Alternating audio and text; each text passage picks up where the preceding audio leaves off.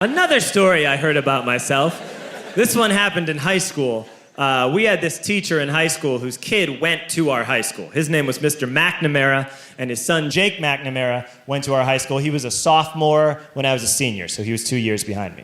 And Mr. McNamara was an asshole. And one weekend, he and his wife decided to leave town, which you should never do if you're an asshole. Jake McNamara decided to throw a party at the teacher's house. Hooray! And everyone around town heard about it, and we all got up individually and thought, okay, let's go over there and destroy the place. I walked into this party, everyone I had ever met was there, and everyone was drinking like it was the end of the world. People were drinking like it was the Civil War and a doctor was coming to saw our legs off. It was totally unsupervised. We were like dogs without horses. We were running wild. I walked down to the basement. They had a pool table in the basement. One dude took a running start and threw his body onto the pool table and broke it in half. Another kid found out which room was Mr. McNamara's and went upstairs and took a shit on his computer. So the party was going great.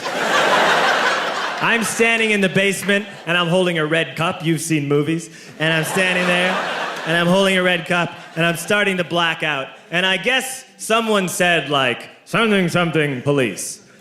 And in a brilliant moment of word association, I yelled, fuck the police!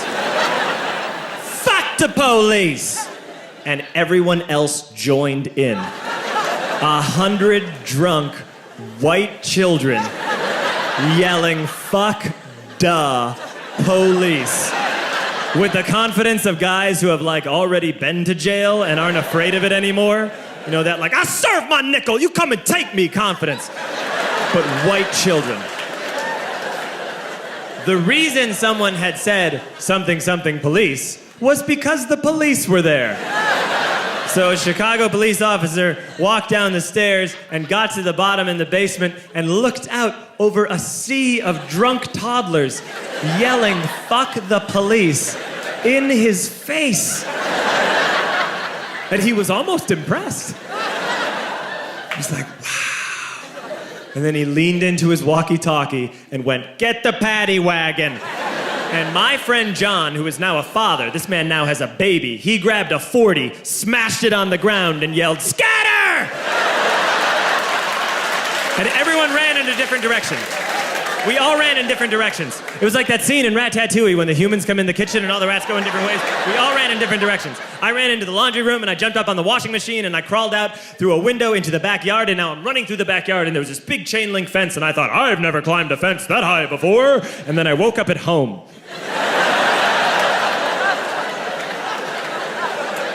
On Monday, I went to school because that's what we did back then.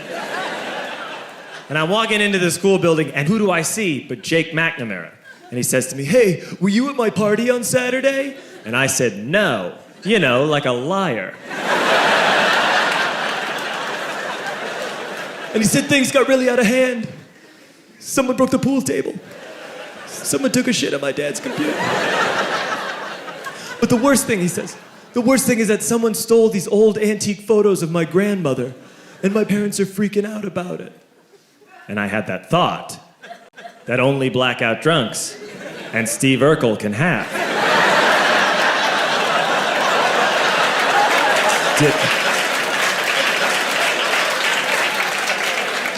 Did I do that? I figured, no, I wouldn't have done that. But I was never sure until 2 years later. Relax. I'm playing video games with this kid named Alex that we also went to high school with. 2 years later, we've graduated by now. We're playing video games for a couple hours. And then Alex says to me, hey, come here, I want to show you something. And he takes me into his bedroom, and then he takes me into a side room off of his bedroom. Never a good thing to have.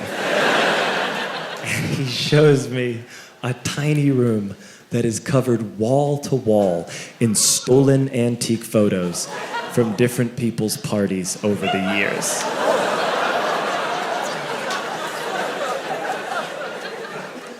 And I said, why?